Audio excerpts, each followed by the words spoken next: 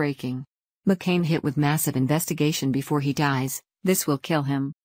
New information is now raising significant questions about the senator from Arizona, John McCain, and his role in delivering the now infamous, and totally discredited 35-page Fusion GPS dossier on President Donald Trump and Russia to the U.S. intelligence community under Barack Obama's corrupt administration.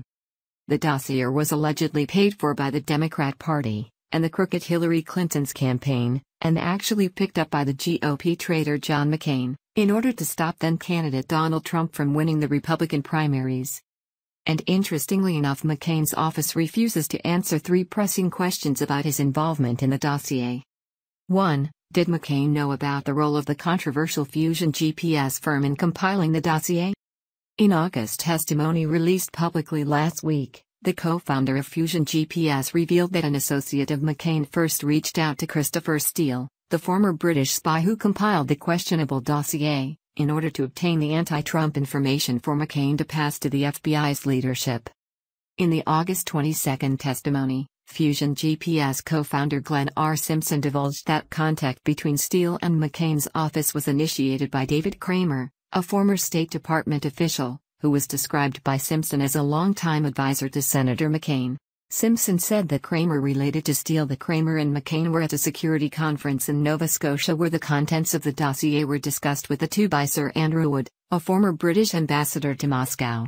Kramer had reached out to Steele for more information, Simpson stated. Simpson made clear that the request for more information was initiated by McCain's associate, Kramer. He said that Wood sharing of the information with McCain and Kramer at the security conference caused David Kramer to follow up with Chris Steele, and that it was passive. In other words, it was initiated by Mr. Kramer. Simpson said that the goal of McCain's camp in obtaining the dossier information was to inquire about the document's contents with FBI leadership. In a New York Times op last week, Simpson and Fusion GPS co-founder Peter Fritsch wrote that they helped get the dossier to McCain using an emissary with the goal of McCain passing the information contained in the questionable document to U.S. intelligence agencies. While Kramer reached out to Steele, who was hired by Fusion GPS to assemble the dossier, it was not immediately clear whether Kramer or McCain knew about the firm's involvement in the anti-Trump document. Breitbart News twice sent the following question to McCain's office but did not receive a reply. Given that Fusion GPS is openly an opposition research firm, did Senator McCain know that he was sharing political opposition research on Trump with the intel community? A January 11 statement from McCain attempted to explain why he provided the documents to the FBI but did not mention how he came to possess the dossier or whether he knew who funded it. Upon examination of the contents, and unable to make a judgment about their accuracy, I delivered the information to the director of the FBI, McCain said at the time. That has been the extent of my contact with the FBI or any other government agency regarding this issue. 2. Did McCain know the anti-Trump dossier was funded by the Democratic National Committee and Hillary Clinton's 2016 presidential campaign? In October, The Washington Post reported that in April 2016, attorney Marquis Elias and his law firm, Perkins Coie, retained Fusion GPS to conduct the anti-Trump work on behalf of both the Clinton campaign and the DNC. Through Perkins Coie, Clinton's campaign and the DNC continued to fund Fusion GPS until October 2016, days before Election Day, the Post reported. McCain's office did not respond to a request for comment on the issue. 3. Why did McCain need to provide the dossier to the FBI leadership in the first place? Fusion GPS co-founder Simpson testified that McCain associate Kramer reached out a few weeks after the November presidential election last year to obtain the dossier's information and pass it to FBI leadership. Referring to Kramer, Simpson stated, "He says he wants information to give to Senator McCain so that Senator McCain can ask questions about it at the FBI, with the leadership of the FBI. That was essentially all we sort of wanted was for the government to do its job, and we were concerned about whether the information that we provided previously had ever, risen to the leadership level of the FBI. We simply just didn't know.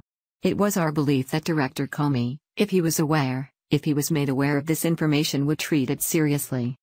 It was unclear from Simpson's testimony why McCain would feel the need to get the dossier to the FBI leadership a few weeks after the November election. According to numerous reports and Capitol Hill testimony, The FBI immediately took Steele's information seriously when the ex-spy reportedly provided his anti-Trump claims to a contact at an FBI field office in Rome last July. Mother Jones reported that a few weeks after Steele allegedly went to the FBI on his own in July, the Bureau asked him for information on his sources and their reliability and on how he had obtained his reports. He was also asked to continue to send copies of his subsequent reports to the Bureau, Mother Jones reported. In other words, by the end of July, the leadership of the FBI was paying attention, The Washington Post reported. Not only were they paying attention, the BBC reported that Steele's information served as a roadmap for the FBI's investigation into claims of coordination between Moscow and members of Trump's presidential campaign. Last April, CNN reported that the dossier served as part of the FBI's justification for seeking the FISA court's reported approval to clandestinely monitor the communications of Carter Page, the American oil industry investor who was tangentially and briefly associated with Trump's presidential campaign. If only Senator McCain would fight as hard for our side as he does for the Democrats, the man would be a Republican powerhouse and an all-around hero to our cause. Instead, he's a powerhouse and hero for the left. Every time there is a chance to rip any Republican a new one, he is first in line. But when a Democrat gets into some sort of controversy, he is 100% silent. He has always been like this, ever since the Reagan presidency. McCain might brand himself maverick, but all he is a failure. He ran for the presidency against Barack Hussein Obama in 2008, but it was obvious he never cared to win. He viciously fought against candidate Mitt Romney in the primaries, but all he would say against Obama was he's a nice family man. Makes you wonder if he just hasn't been paid off by the Democrat Party all along to be a spoiler for Republican ideals. Please share if you agree McCain needs to retire already.